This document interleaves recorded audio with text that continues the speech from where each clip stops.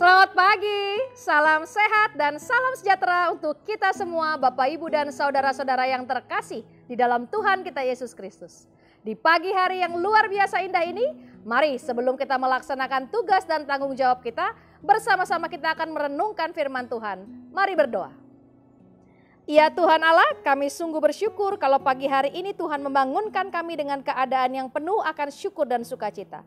Sebelum kami menunaikan seluruh tugas dan tanggung jawab kami akan mendengarkan firman Tuhan yang menjadi penuntun dalam kehidupan kami. Berfirmanlah ya Tuhan, sehingga firman itu bukan hanya sebatas kami dengar, tapi juga kami lakukan dimanapun Tuhan percayakan kami berada. Di dalam nama Tuhan kami Yesus Kristus, Sang Juru Selamat kami yang hidup, dan firman yang hidup itu kami telah berdoa mengucap syukur dan siap menyambut firman-Mu. Amin. Pembacaan kita di pagi hari ini terambil dari Yeremia pasalnya yang ke-26 ayatnya yang ke-24. Demikianlah firman Tuhan. Tetapi Yeremia dilindungi oleh Ahikam bin Syafan sehingga ia tidak diserahkan ke dalam tangan rakyat untuk dibunuh. Demikianlah pembacaan Alkitab kita. Berbahagialah bagi kita yang mendengarkan dan juga melakukannya. Terpujilah Kristus. Tetap atau putar balik. Bapak, Ibu, dan saudara yang terkasih, saya pernah mengalami mencari jalan untuk menuju ke suatu tempat.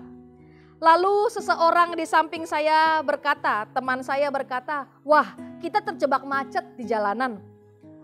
Baiknya kita putar balik saja, mencari jalan lain. Padahal kami sudah menggunakan aplikasi Maps saat itu untuk menunjuk arah jalan yang benar dan mengambil jalur yang tercepat. Lalu karena saya mendengarkan perkataan teman saya itu, kami pun berputar balik dan mencari jalan lain yang lebih lancar. Saat tiba di tujuan, kami terkejut karena ternyata rombongan lain sudah tiba terlebih dahulu. Lalu mereka berkata kepada kami, kalian putar balik sih.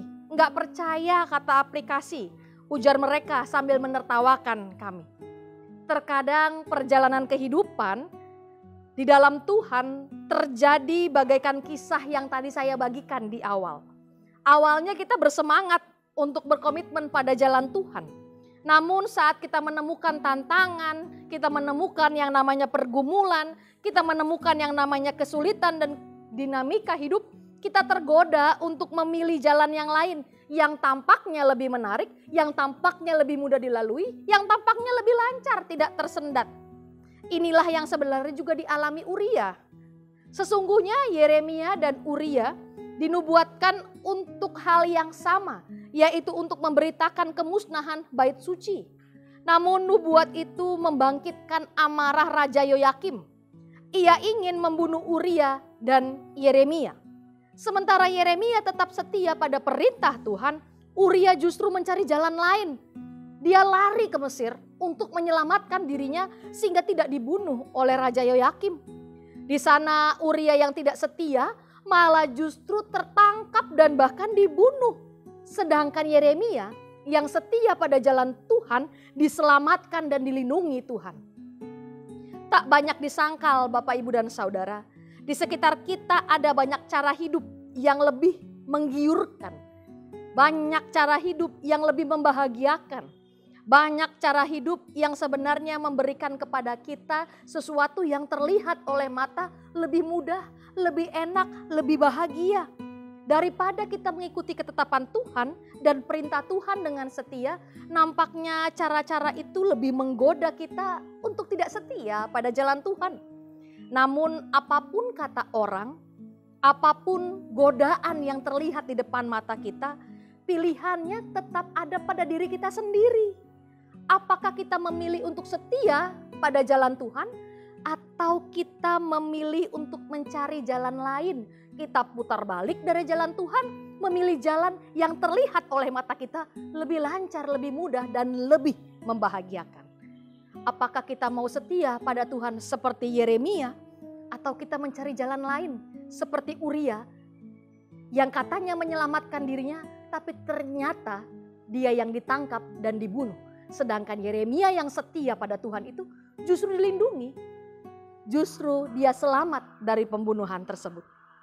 Setia untuk hidup di jalan Tuhan akan membawa kita kepada keselamatan yang abadi. Itu janji Tuhan kepada orang-orang yang setia kepada jalannya.